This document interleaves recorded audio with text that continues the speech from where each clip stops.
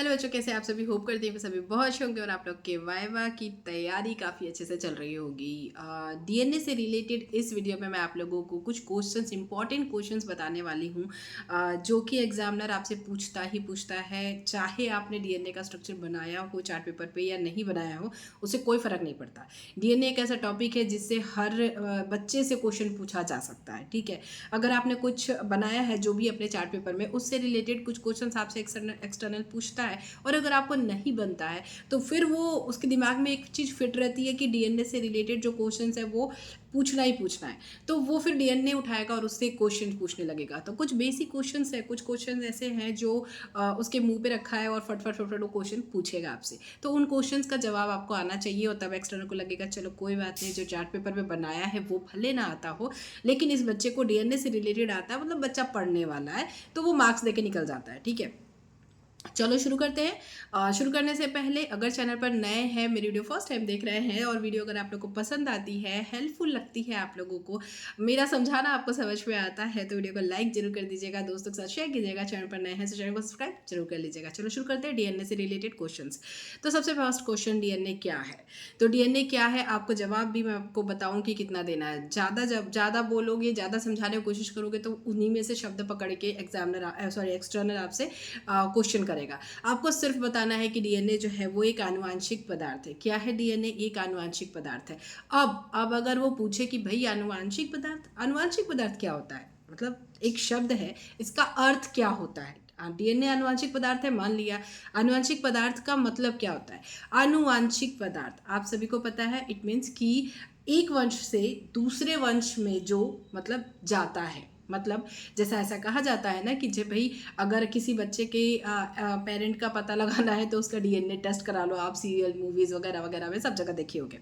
वही होता है डीएनए जो होता है, वो एक वंश से दूसरे वंश, दूसरे से तीसरे वंश, मतलब वंशानुगत चलता रहता है। इसी को कहते हैं आनुवांशिक। ठीक है, वो एक आनुवांशिक पदार्थ है जो पिता से बच्चे में जाता है, फिर उसके बच्चे में जाता है और ऐसे करके वो डीएनए मतलब आगे चलता रहता है। आनुवांशिक पदार्थ है, इसीलिए इसको बोलते हैं आनुवांशिक। ठीक है, अगर एक्सटर्नल पूछे तो ये आप बता दीजिए।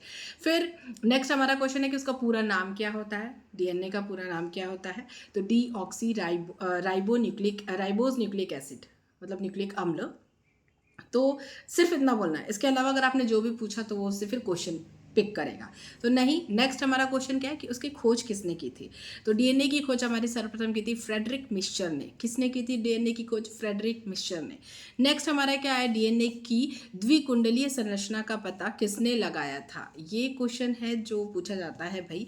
तो वॉटसन एंड क्रिक का मॉडल हम सभी पढ़ते आए हैं और आगे आप बहुत दिन तक अगर आप साइंस से पढ़ना चाहोगे, बायोलॉजी से, बायोटेक में करना चाहोगे या किसी में बायोकेमिस्ट्री कुछ भी, तो आपको पढ़ना है वॉटसन एंड क्रिक का मॉडल। आगे चल के आप काफ़ी टाइम तक पढ़ोगे। तो डीएनए की द्विकुंडलीय संरचना का पता किसने लगाया था? वॉटसन एंड क्रिक ने। फिर डीएनए कहाँ पाया जाता है? तो केंद्रक में पाया जाता है।